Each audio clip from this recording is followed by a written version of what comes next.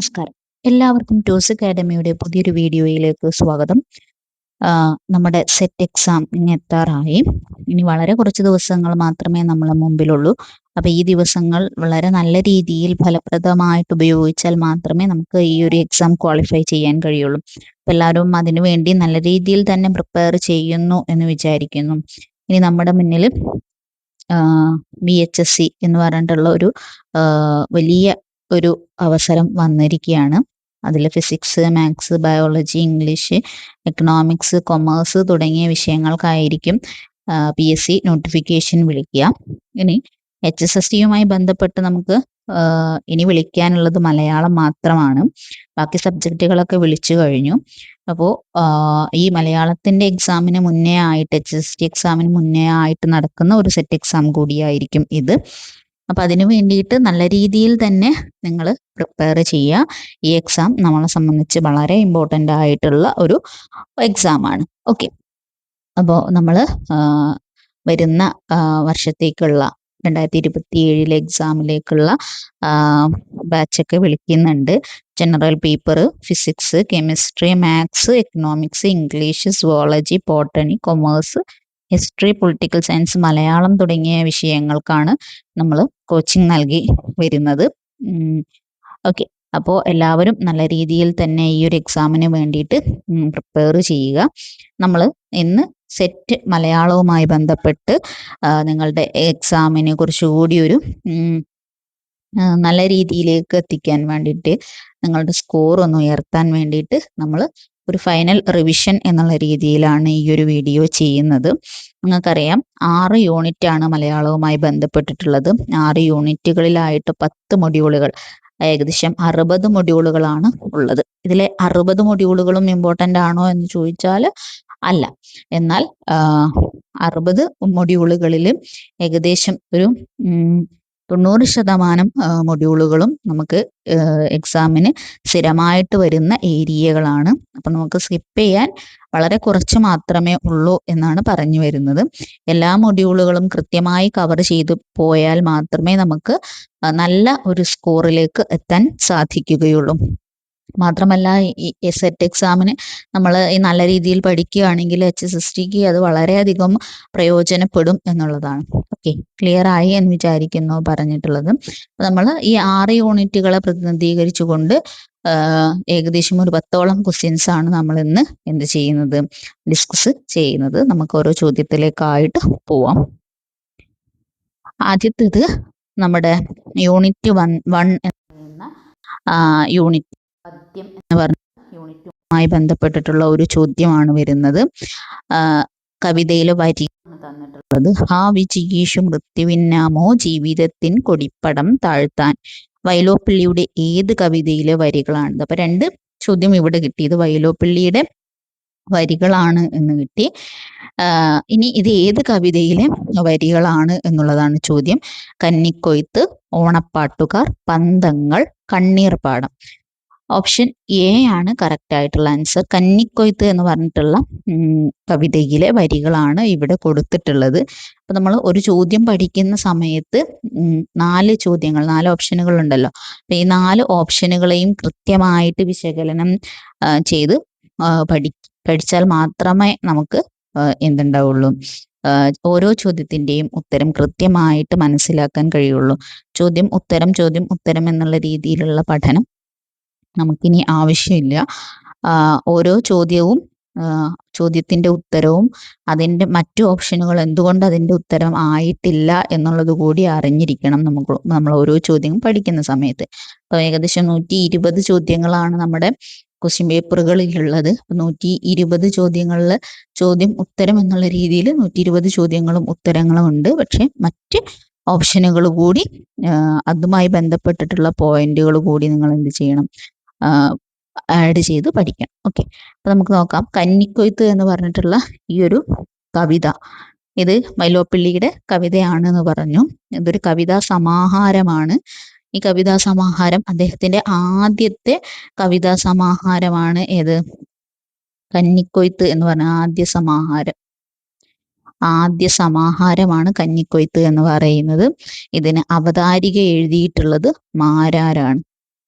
Marar. Okay, അപ്പൊ അതായിരിക്കും എഴുതിയിട്ടുള്ളത് മാരാരാണ്. ഇനി ഈ ഒരു കവിതാ സമാഹാരത്തിൽ വരുന്ന കവിതയാണ് സഹ്യന്റെ മകൻ എന്ന് പറഞ്ഞിട്ടുള്ള ഈ ഒരു കവിത. സഹ്യന്റെ മകൻ. ഓക്കെ, വളരെ ഇമ്പോർട്ടൻ്റ് ആയിട്ടുള്ള നമ്മുടെ വൈലോപ്പിള്ളിയുടെ ഒരു കവിതയാണ് സഹ്യന്റെ മകൻ എന്ന് പറയുന്നത്. അത് കന്നിക്കൊയ്ത്ത് എന്ന് പറഞ്ഞിട്ടുള്ള ഈ ഒരു സമാഹാരത്തിലെ കവിതയാണ്.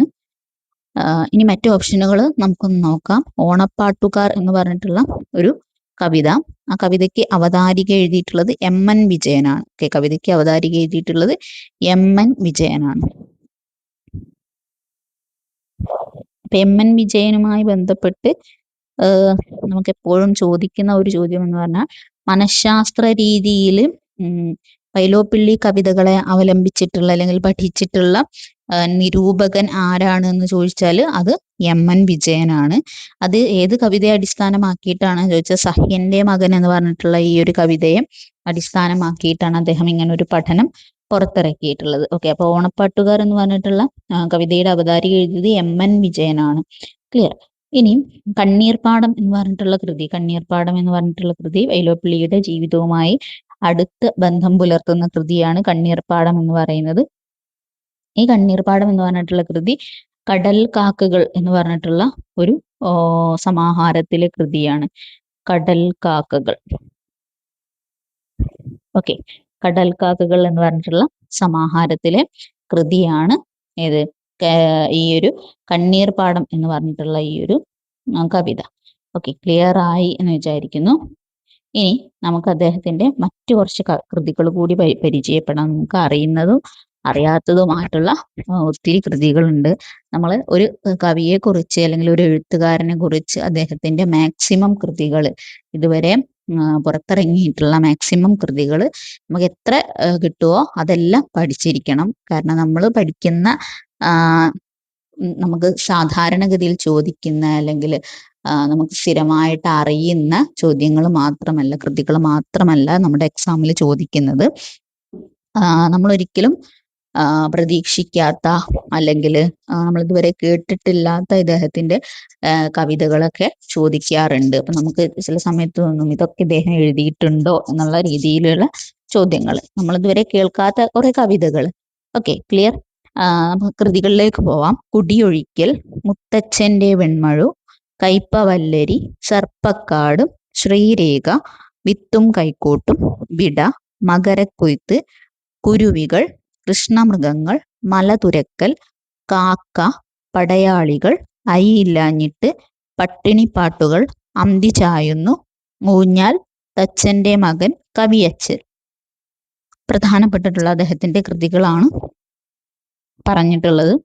ഇനി ഈ ചില കൃതികളുമായിട്ട് സാമ്യമുള്ള ഒരേ പേര് വരുന്ന കൃതികളുണ്ട്. ഇപ്പൊ ഞാൻ പറഞ്ഞു കവിയച്ചൻ എന്നാണ് ലാസ്റ്റ് പറഞ്ഞ കൃതിയുടെ പേര്, കവിയച്ചൻ. എന്നാൽ കവിയച്ചൻ, കളിയച്ചൻ എന്ന് പറഞ്ഞിട്ടുള്ള കവിത എഴുതിയത് ആരാണ്? കളിയച്ചൻ. നമുക്ക് ക്വസ്റ്റ്യനിൽ ചോദിക്കുന്നതാണ്, ഇമ്പോർട്ടൻ്റ് ആയിട്ടുള്ള ഒരു കൃതിയാണ് കളിയച്ചൻ എന്ന് പറഞ്ഞാൽ. പി കുഞ്ഞിരാമൻ നായരുടെ കവിതയാണ് കളിയച്ചൻ എന്ന് പറയുന്നത്. ഓക്കെ, അപ്പൊ കവിയച്ചനും കളിയച്ചനും എന്താണ് പേരിൽ ഏകദേശം സാമ്യം വരുന്ന കൃതിയാണ്, മാറിപ്പോകാൻ ചാൻസ് ഉള്ള കൃതിയാണ്. ക്ലിയർ.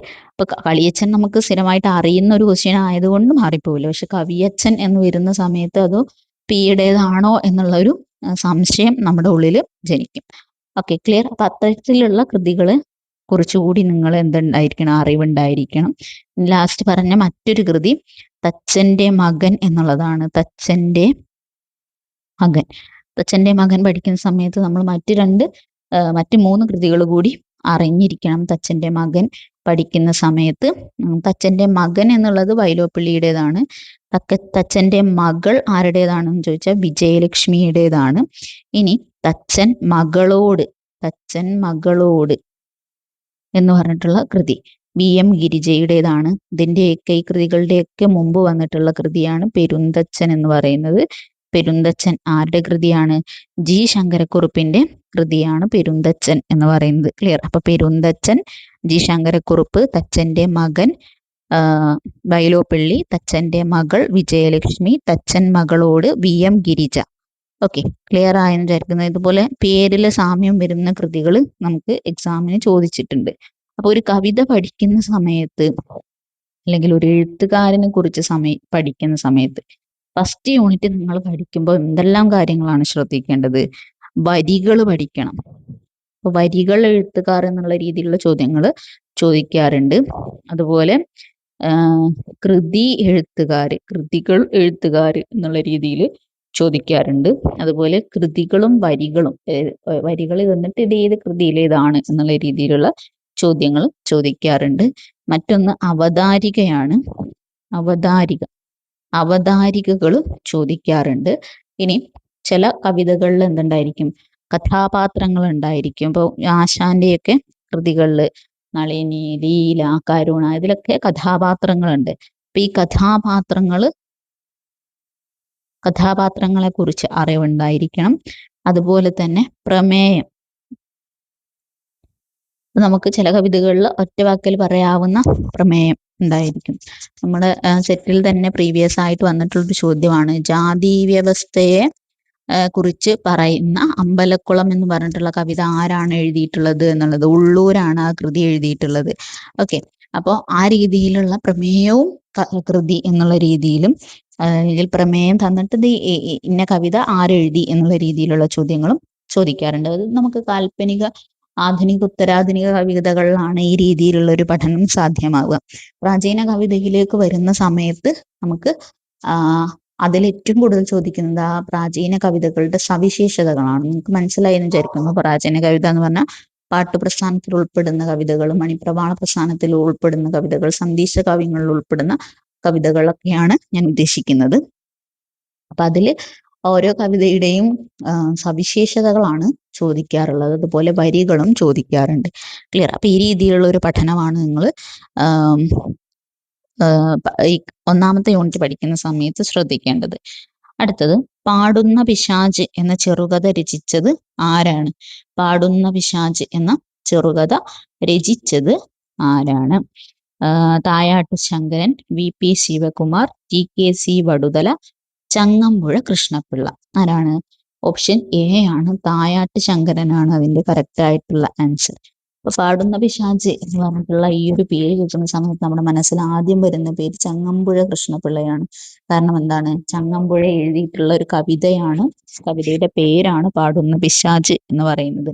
ക്ലിയർ? അപ്പൊ നമ്മൾ പാടുന്ന പിശാച് എന്ന് കേൾക്കുന്ന ചോദ്യം മുഴുവൻ വായിക്കാതെ പാടുന്ന പിശാച് എന്ന് മാത്രം വായിച്ചിട്ട് ഓപ്ഷനിലേക്ക് ചങ്ങമ്പുഴ ഉണ്ടോ എന്ന് നോക്കുന്ന സമയത്ത് ചങ്ങമ്പുഴ ഓപ്ഷനിലുണ്ടെങ്കിൽ നമ്മൾ തീർച്ചയായിട്ടും ഡബിൾ ചെയ്യുന്നത് ഏതായിരിക്കും? ചങ്ങമ്പുഴയായിരിക്കും.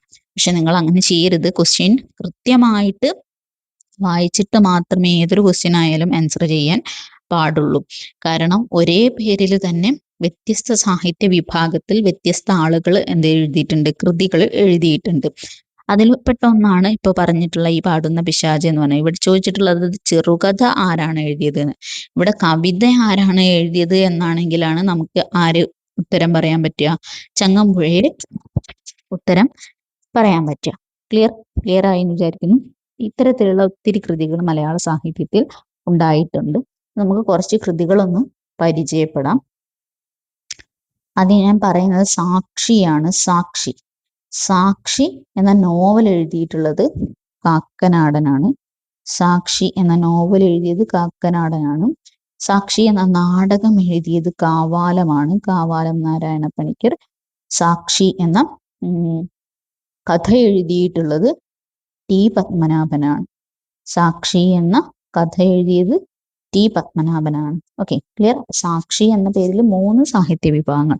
നോവൽ എഴുതിയത് കാക്കനാടൻ, നാടകം എഴുതിയത് കാവാലം, കഥ എഴുതിയത് T പത്മനാഭൻ. ക്ലിയർ? ഇനി മറ്റൊരു കൃതി നോക്കാം. മതിലുകൾ എന്ന് പറഞ്ഞിട്ടുള്ള കൃതി നിങ്ങൾക്ക് അറിയായിരിക്കും. മതിലുകൾ ആരുടേതാണ്? മതിലുകൾ എന്ന് പറഞ്ഞാൽ നമ്മൾ അങ്ങനെ ചോദിക്കുകയാണെങ്കിൽ നമ്മൾ ആദ്യം പറയുന്ന പേര് ആരുടേതാണ്? ബഷീറിന്റെ ആണ്. ശരിയാണ്. മതിലുകൾ എന്ന് പറഞ്ഞിട്ടുള്ള ഒരു കൃതി ബഷീർ എഴുതിയിട്ടുള്ളത് ഏതാണ്? നോവലാണ് ബഷീർ എഴുതിയിട്ടുള്ളത്. എന്നാൽ മതിലുകൾ എന്ന് പറഞ്ഞിട്ടുള്ള കഥ എഴുതിയിട്ടുള്ളത് ആരാണെന്ന് ചോദിച്ചാൽ മാധവിക്കുട്ടിയാണ്. മാധവിക്കുട്ടി.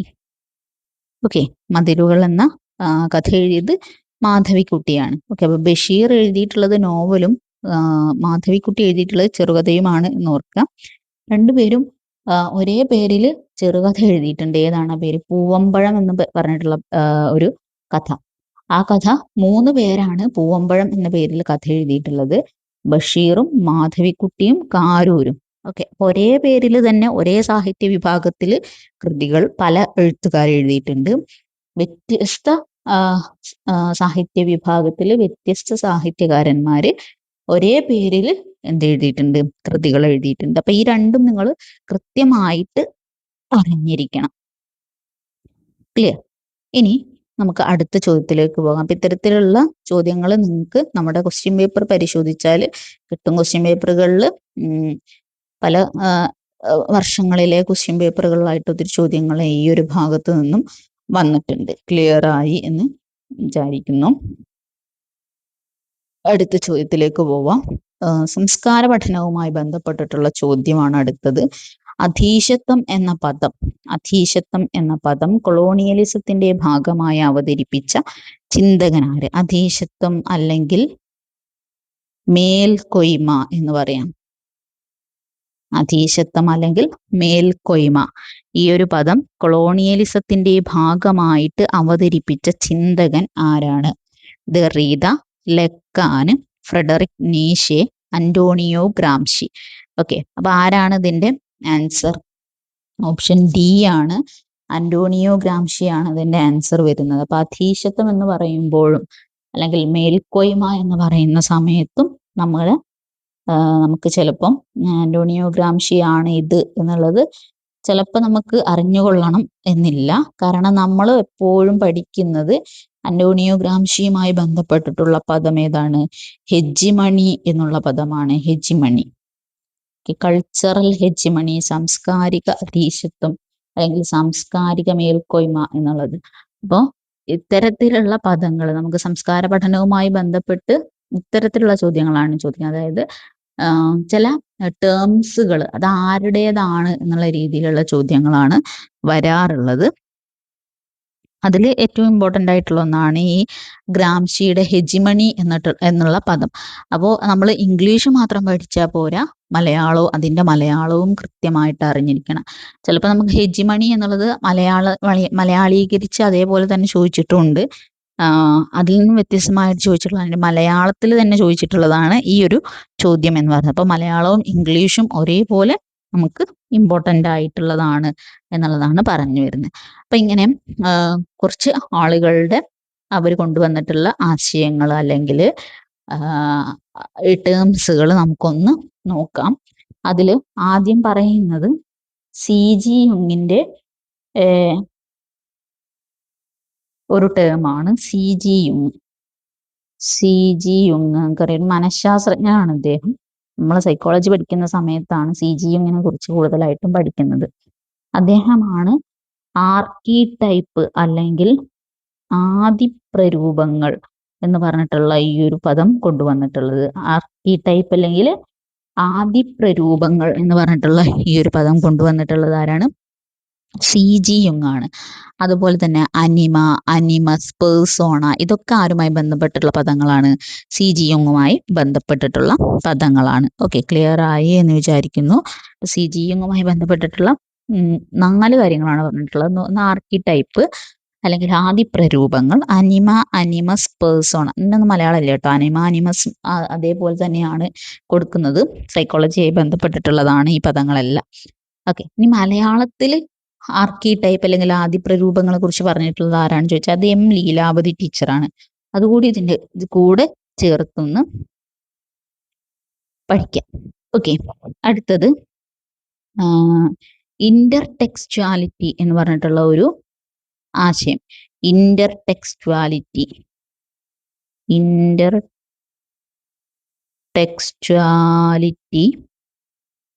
അല്ലെങ്കിൽ പാഠാന്തരത ചോദിച്ചിട്ടുള്ളതാണ് കേട്ടോ. നമുക്ക് ചേരുമ്പോൾ ചേർക്കുക എന്നുള്ളതിൽ ഇത്തരത്തിലുള്ള കുറച്ച് പദങ്ങൾ ചോദിച്ചിട്ടുണ്ടായിരുന്നു മുൻപ്. ഇന്റർടെക്സ്ച്വാലിറ്റി അല്ലെങ്കിൽ പാഠാന്തരത എന്ന് പറയുന്ന ഈ ഒരു പദം ആരുമായി ബന്ധപ്പെട്ടിട്ടുള്ളതാണെന്ന് ചോദിച്ചാൽ ജൂലിയ ക്രിസ്റ്റീവയാണ് ഈ ഒരു പദം കൊണ്ടുവന്നിട്ടുള്ളത്. അടുത്തത് മാർക്സുമായി ബന്ധപ്പെട്ട് നമ്മൾ പഠിക്കുന്നതാണ് അടിത്തറ മേൽപ്പുരവാദം. അടിത്തറ അടിത്തറ മേൽപ്പുരവാദം കാൾ മാർക്സുമായി ബന്ധപ്പെട്ട് പഠിക്കുന്നതാണ്. ബേസ് ആൻഡ് സൂപ്പർ സ്ട്രക്ചർ എന്നാണ് അതിനെ ഇംഗ്ലീഷിൽ പറയുന്നത്. ബേസ് ആൻഡ് സൂപ്പർ സ്ട്രക്ചർ, അടിത്തറ മേൽപ്പുരവാദം എന്ന് പറയുന്ന ഒരു പദം. അടുത്തത് മിഖായേൽ ബക്തീനുമായി ബന്ധപ്പെട്ടിട്ടുള്ള കാർണിവലൈസേഷൻ, പോളിഫോണി, ഫൈനലൈസബിലിറ്റി, ഇതൊക്കെ മിഖായേൽ ബക്തീനുമായി ബന്ധപ്പെട്ടിട്ടുള്ളതാണ്. കാർണിവലൈസേഷൻ, പോളിഫോണി, ഫൈനലൈസബിലിറ്റി, ഡയലോജിസം, മോണോലോജിസം, ക്രോണോലോപ്പ്, ഹെറ്ററോഗ്ലോസിയ, അട്ടറൻസ്, ഇത്രയും പദങ്ങൾ ആരുമായി ബന്ധപ്പെട്ടിട്ടുള്ളതാണ്? മിഖായേൽ ബക്തീനുമായി ബന്ധപ്പെട്ടിട്ടുള്ളതാണ് എന്ന് നിങ്ങൾ ഓർത്തു വെക്കുക. ക്ലിയർ? ഇതേപോലെ തന്നെ നമുക്ക് പറയാൻ പറ്റുന്നതാണ് പാശ്ചാത്യ സാഹിത്യ സിദ്ധാന്തവുമായി ബന്ധപ്പെട്ട് വന്നിട്ടുള്ള പദങ്ങൾ. ഇപ്പൊ കഥാർസിസ്, അതുപോലെ തന്നെ ഉദാത്തത, പോയമ, പോയറ്റ എന്നൊക്കെ പറയുന്ന പദങ്ങൾ ആരൊക്കെയുമായി ബന്ധപ്പെട്ടിട്ടുള്ളതാണ് എന്നുള്ളത്, അതിനെക്കുറിച്ചൊക്കെ കൃത്യമായിട്ടുള്ള ധാരണ നിങ്ങൾക്ക് ഉണ്ടായിരിക്കണം. ക്ലിയർ? അടുത്തത് ദൃശ്യകലാ സാഹിത്യ പഠനവുമായി ബന്ധപ്പെട്ടിട്ടുള്ള ചോദ്യമാണ്. അതിൽ തുള്ളലുമായി ബന്ധപ്പെട്ടിട്ടുള്ള ചോദ്യമാണ് നമ്മൾ പറയുന്നത്. തുള്ളൽ നമുക്കറിയാം, കുഞ്ചൻ നമ്പ്യാരാണ് അതിൻ്റെ ഉപജ്ഞാതാവ് എന്ന് പറയുന്നത്. 3 തരം തുള്ളലുകളുണ്ട്: ഓട്ടൻ, പറയൻ, ശീതങ്കൻ എന്നൊക്കെ നമുക്കറിയാം. ഇതിൽ ഓരോ വിഭാഗത്തിലും സെപ്പറേറ്റ് ആയിട്ട് നമ്മൾ എന്ത് ചെയ്യണം? കൃതികൾ പഠിക്കണം. ഇപ്പൊ തുള്ളലിന് പ്രധാനമായിട്ടും വരുന്ന ചോദ്യം ഒന്ന് വരികളാണ്. വരികൾ, അതുപോലെ തന്നെ തുള്ളൽ വിഭാഗങ്ങൾ. ഒന്നുകിൽ ഒരു തുള്ളൽ എടുത്തിട്ട് അത് ഏത് തുള്ളൽ വിഭാഗത്തിലാണ് പെടുന്നത്, ഓട്ടനാണോ, പറയാനാണോ, ശീതങ്കനാണോ എന്നുള്ള രീതിയിൽ, അല്ലെങ്കിൽ ഇന്ന തുള്ളൽ വിഭാഗത്തിൽ പെട്ടിട്ടുള്ള കൃതി ഏതാണ് എന്നുള്ള രീതിയിലുള്ള ഒരു ചോദ്യം. അതുമല്ലെങ്കിൽ ഒറ്റപ്പെട്ടത് ഏത് എന്നുള്ള രീതിയിൽ. ഒറ്റപ്പെട്ടത് ഏത് എന്ന് പറയുന്ന സമയത്ത് അതിൽ 3 എണ്ണം ഒരേ വിഭാഗത്തിൽപ്പെട്ട തുള്ളൽ കൃതിയും 1 വ്യത്യസ്തവുമായിട്ടുള്ള രീതിയിൽ കൊടുക്കുന്നതാണ് ഒറ്റപ്പെട്ടത് ഏത് എന്നുള്ള ചോദ്യത്തിൽ വരുന്നത്. ഓക്കെ, അപ്പോൾ തുള്ളലുമായി ബന്ധപ്പെട്ട് വന്നിട്ടുള്ള ഏറ്റവും പുതിയ ചോദ്യമാണിത്. അതിൻ്റെ പ്രമേയം, അതിൽ പറയുന്ന കാര്യങ്ങൾ ചോദിച്ചിട്ടുള്ളത്. സാധാരണഗതിയിൽ കൃതികളുടെ പേര്, വരികൾ അങ്ങനെയൊക്കെയാണ് ചോദിച്ചു കണ്ടിട്ടുള്ളത്. അപ്പൊ ഇതൊരു പുതിയ ചോദ്യമായിട്ടാണ് തുള്ളൽ ഭാഗത്ത് നിന്നും വന്നിട്ടുള്ളത്. മോഹിനിയാട്ടത്തെ കുറിച്ച് പരാമർശിക്കുന്ന കുഞ്ചൻ നമ്പ്യാരുടെ കൃതി: ഘോഷയാത്ര, സ്യമന്തകം, കല്യാണ സൗഗന്ധികം, രുക്മിണി സ്വയംവരം. ഏതാണ് ഇതിന്റെ ആൻസർ? ഓപ്ഷൻ എ ആണ്, ഘോഷയാത്ര. ഇതില് ഘോഷയാത്രയും സ്യമന്തകവും രുക്മിണി സ്വയംവരവും ഒക്കെ എന്താണ്? തുള്ളൽ, ഓട്ടൻ തുള്ളൽ വിഭാഗത്തിൽപ്പെടുന്ന കൃതികളാണ്. ഓക്കെ, ഓട്ടൻ തുള്ളൽ എന്ന് പറഞ്ഞിട്ടുള്ള തുള്ളൽ വിഭാഗത്തിലെ കൃതികളാണ് ഈ 3 എണ്ണം. ഓപ്ഷൻ സി എന്ന് പറയുന്നത് കല്യാണ സൗഗന്ധികം, ശീതങ്കൻ തുള്ളലിൽ പെടുന്ന കൃതിയാണ് കല്യാണ സൗഗന്ധികം എന്ന് പറയുന്നത്. ശീതങ്കൻ തുള്ളൽ. ഓക്കെ, അപ്പൊ കല്യാണ സൗഗന്ധികത്തെ കുറിച്ച് പറയുകയാണെങ്കിൽ ആദ്യത്തെ തുള്ളൽ, കുഞ്ചൻ നമ്പ്യാരുടെ ഏറ്റവും ആദ്യത്തെ തുള്ളലാണ് കല്യാണ സൗഗന്ധികം എന്ന് പറയുന്നത്. അത് ശീതങ്കൻ തുള്ളൽ വിഭാഗത്തിൽപ്പെട്ട കൃതിയാണ് എന്നുകൂടി ഓർക്കുക. ക്ലിയർ? നമുക്ക് മറ്റു ചില തുള്ളൽ കൃതികളും അതിൽ പ്രധാനപ്പെട്ടിട്ടുള്ള പോയിന്റ്സുകൾ പഠിക്കാം. ഇതിൽ തന്നിട്ടുള്ള രുക്മിണി സ്വയംവരം. രുക്മിണി സ്വയംവരത്തിലാണ് ലന്തക്കുഴൽ എന്ന് പറഞ്ഞിട്ടുള്ള ഒരു പ്രയോഗം. ലന്തക്കുഴൽ എന്ന് പറഞ്ഞിട്ടുള്ള ഒരു പ്രയോഗം വരുന്നത് രുക്മിണി സ്വയംവരത്തിലാണ്. അതേപോലെ ലന്തത്തോക്ക് എന്നൊരു പ്രയോഗമുണ്ട്. ലന്തത്തോക്ക് അത് പ്രദോഷമാഹാത്മ്യം ഓട്ടൻതുള്ളലിലാണ് ലന്തത്തോക്ക് എന്ന് പറഞ്ഞിട്ടുള്ള പ്രയോഗം വരുന്നത്. ഓക്കെ, പ്രദോഷമാഹാത്മ്യം എന്ന് പറഞ്ഞിട്ടുള്ള ഒരു ഓട്ടൻതുള്ളൽ കൃതിയിലാണ് എന്ത് വരുന്നത്? ലന്തത്തോക്ക് എന്ന് പറഞ്ഞിട്ടുള്ള ഈ ഒരു ആശയം വരുന്നത്, അല്ലെങ്കിൽ പദം വരുന്നത്. ഇനി കിരാതം എന്ന് പറഞ്ഞിട്ടുള്ള ഓട്ടൻതുള്ളൽ, അതിലാണ് നായന്മാരുടെ സ്വഭാവ ദൂഷ്യത്തെ കുറിച്ച് പറയുന്ന കൃതിയാണ് കിരാതം എന്ന് പറയുന്നത്. ഓക്കെ, ഇനി നളചരിതം എന്ന് പറഞ്ഞിട്ടുള്ള കൃതിയിലാണ്, ഓട്ടൻതുള്ളൽ കൃതിയിലാണ് പറങ്കികള്, ഇംഗ്ലീഷുകാര് എന്നിവരെ കുറിച്ചൊക്കെ പറയുന്നത്. ഇപ്പൊ നളചരിതം ഓർക്കുക, നളചരിതം എന്ന പേരിൽ ആട്ടക്കഥയും ഉണ്ട്, ഓട്ടൻതുള്ളലും ഉണ്ട്. ഓട്ടൻതുള്ളൽ എഴുതിയത് ആരാണ്? കുഞ്ചൻ നമ്പ്യാരാണ്. ആട്ടക്കഥ എഴുതിയത് ഉണ്ണായി വാര്യരാണ്. നമ്മൾ നേരത്തെ പാടുന്ന വിഷാദ് പറഞ്ഞതുപോലെ തന്നെ വ്യത്യസ്ത സാഹിത്യ വിഭാഗത്തിൽ വരുന്ന കൃതികളാണ്, ഒരേ പേരാണ് പക്ഷെ കൊടുത്തിട്ടുള്ളത്. അതും ഒന്ന് ഓർത്ത് വെക്കുക. Okay, clear. ഇനി സീതാ സ്വയംവരം എന്ന് പറഞ്ഞിട്ടുള്ള ഓട്ടംതുള്ളൽ. ഈ ഓട്ടംതുള്ളലിലാണ് എന്തിനെ കുറിച്ച് പറയുന്നത്? തീണ്ടലിനെ കുറിച്ച് പറയുന്നത്. ഓക്കെ, തീണ്ടലിനെ കുറിച്ച് പറയുന്ന തുള്ളൽ ഏതാണെന്ന് ചോദിച്ചാൽ സീതാ സ്വയംവരം ആണ്. ക്ലിയർ. ഈ രീതിയിലാണ് തുള്ളൽ വിഭാഗത്തിൽ നിന്നും ചോദ്യങ്ങൾ വരുന്നത്. അടുത്ത ചോദ്യത്തിലേക്ക് പോവാം. ആട്ടക്കഥയുമായി ബന്ധപ്പെട്ടിട്ടുള്ള ചോദ്യമാണ് വരുന്നത്. കോട്ടം വിട്ട കോട്ടയം കഥകളിൽ പെടാത്തത്. നമുക്ക് സ്ഥിരമായിട്ട് ചോദിക്കുന്ന ഒരു ചോദ്യമാണ് ഈ കോട്ടയം കഥകൾ എന്ന് പറഞ്ഞിട്ടുള്ളത്. കോട്ടയം കഥകൾ, കോട്ടം വിട്ട കോട്ടയം കഥകളിൽ പെടാത്തത് ഏത് എന്നുള്ളതാണ് ചോദ്യം.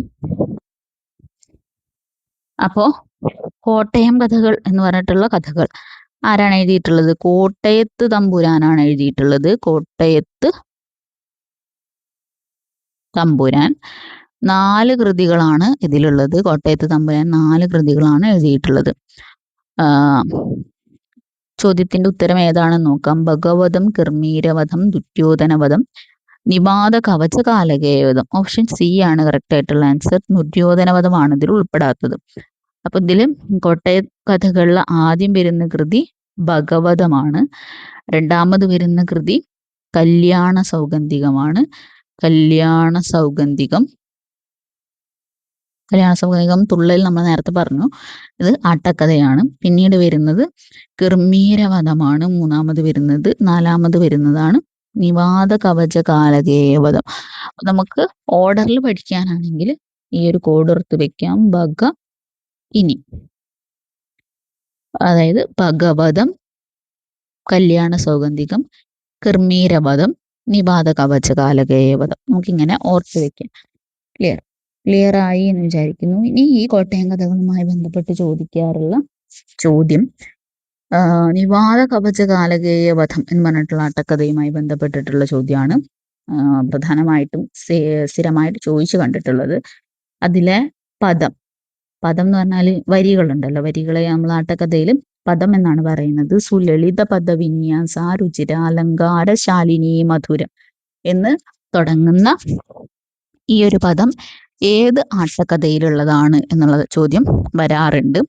അതുപോലെ തന്നെ സലജ്ജോഹം പ്രത്യക്ഷപ്പെടുന്ന ആട്ടക്കഥ, സലജ്ജോഹം പ്രത്യക്ഷപ്പെടുന്ന ആട്ടക്കഥ അതേതാന്ന് ചോദിച്ചാലും നിവാദ കവച കാലകേയവധമാണ് അതിന്റെ ആൻസർ വരുന്നത്.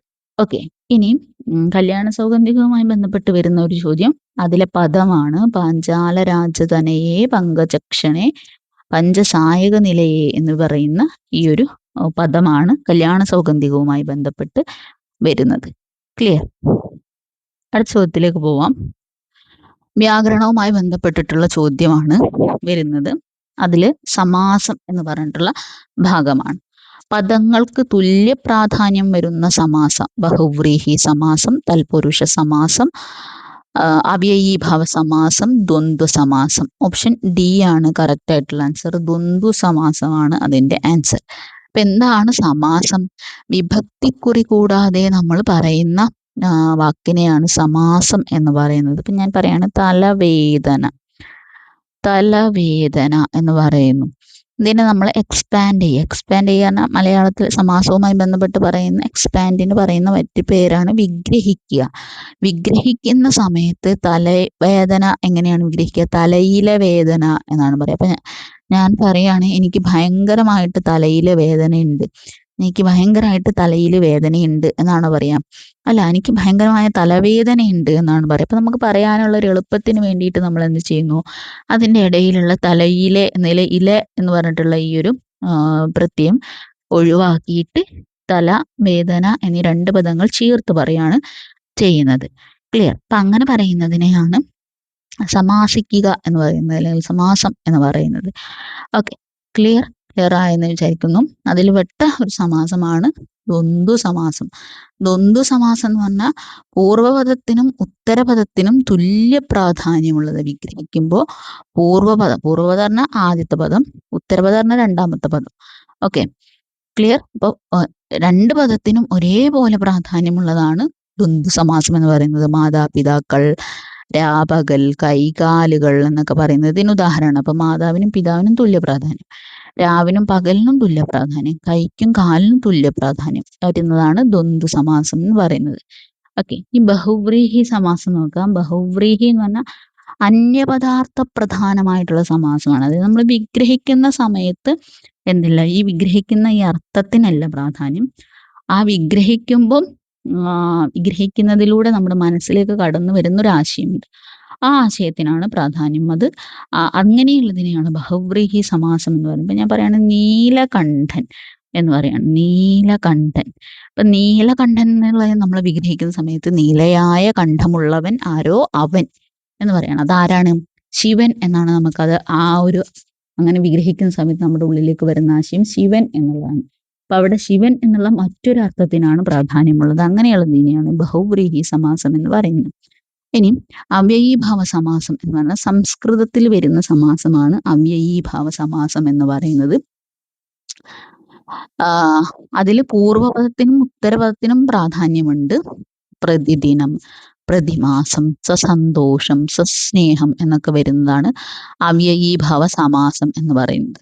ഇനി തൽപുരുഷ സമാസം, ഉത്തരപദത്തിന് പ്രാധാന്യമുള്ളതാണ് ഇത് തൽപുരുഷ സമാസം എന്ന് പറയുന്നത്. ഉത്തരപദം പറഞ്ഞാൽ രണ്ടാമത്തെ പദത്തിന്.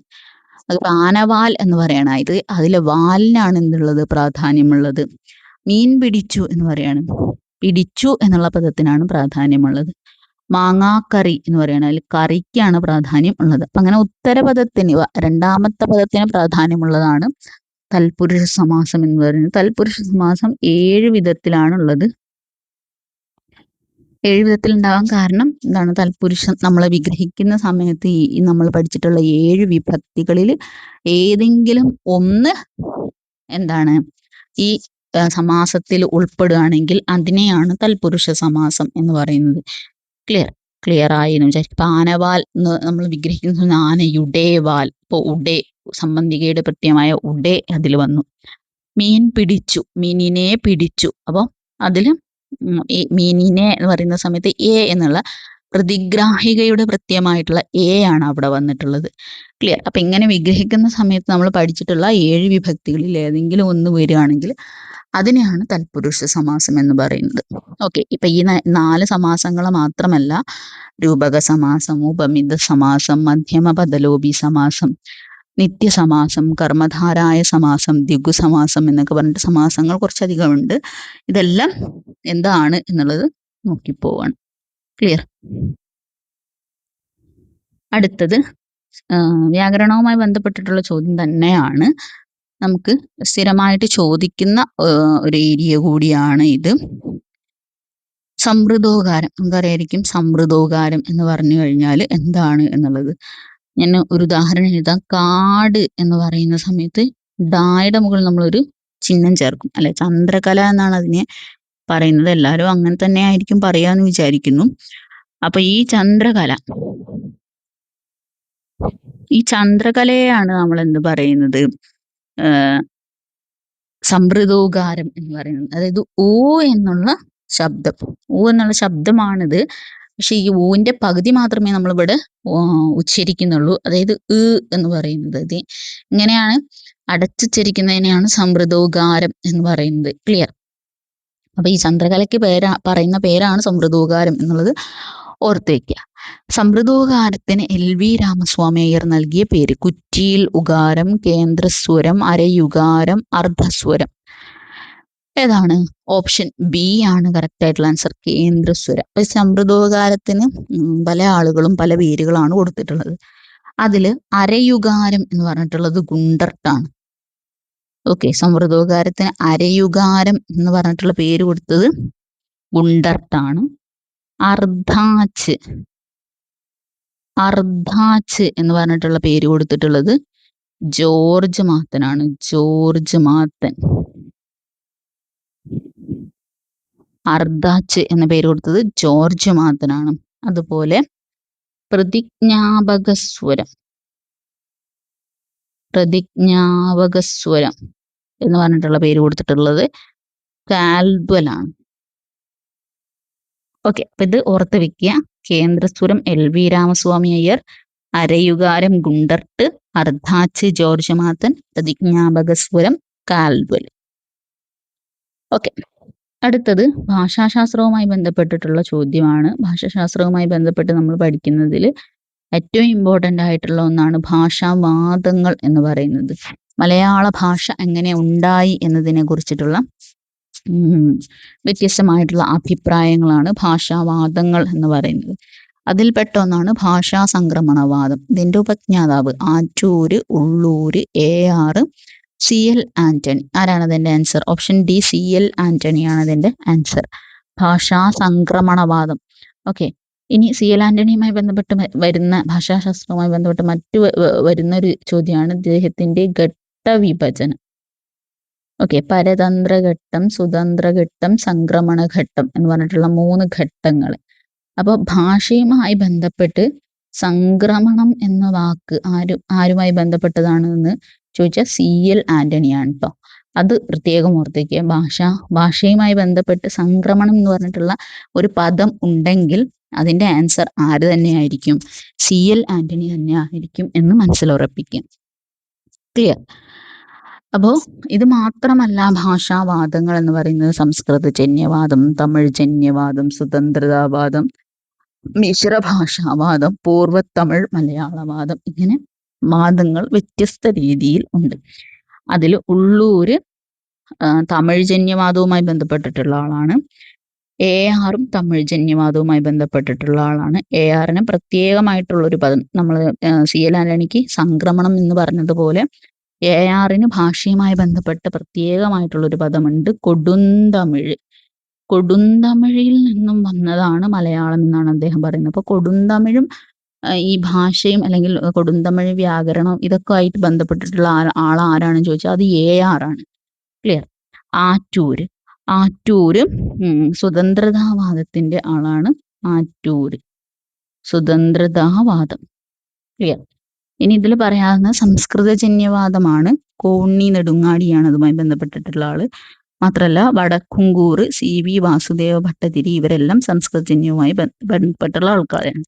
അതുപോലെ തമിഴ്ജന്യവാദവുമായി ബന്ധപ്പെട്ടുള്ളത് നമ്മൾ പറഞ്ഞു Caldwell, AR, Ulloor, LV Ramaswamy Iyer, FW Ellis, ഇവരെല്ലാം തമിഴ്ജന്യവാദവുമായി ബന്ധപ്പെട്ടിട്ടുള്ള ആളുകളാണ്.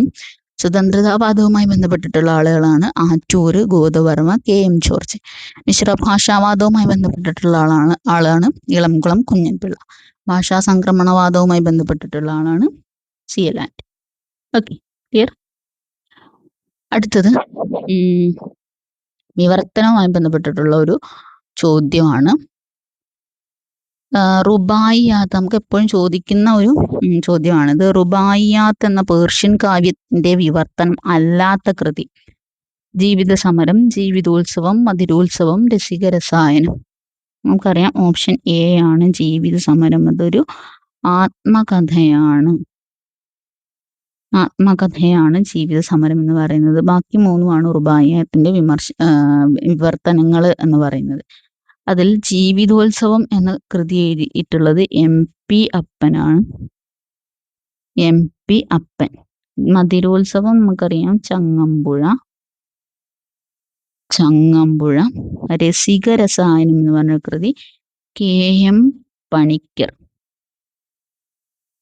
ഓക്കെ, റുബായിയത്തിന്റെ വിവർത്തനങ്ങളാണ് പറഞ്ഞിട്ടുള്ളത്. ജീവിതോത്സവം MP അപ്പൻ, മധുരോത്സവം ചങ്ങമ്പുഴ, രസികരസായനം KM പണിക്കർ. മറ്റൊരു കൃതി, ഏറ്റവും പ്രധാനപ്പെട്ട കൃതിയാണ് വിലാസലഹരി. G ശങ്കരക്കുറുപ്പാണ് റുബായിയത്തിന് വിലാസലഹരി എന്ന പേരിൽ വിവർത്തനം തയ്യാറാക്കിയിട്ടുള്ളത്. ക്ലിയർ? അടുത്തത് അവാർഡുകളുമായി ബന്ധപ്പെട്ടിട്ടുള്ള ചോദ്യമാണ്. നമുക്ക് മലയാള സാഹിത്യവുമായി ബന്ധപ്പെട്ട് ചോദിക്കാൻ പറ്റുന്ന കറണ്ട് അഫയർ ഒന്ന് അവാർഡുകളാണ്.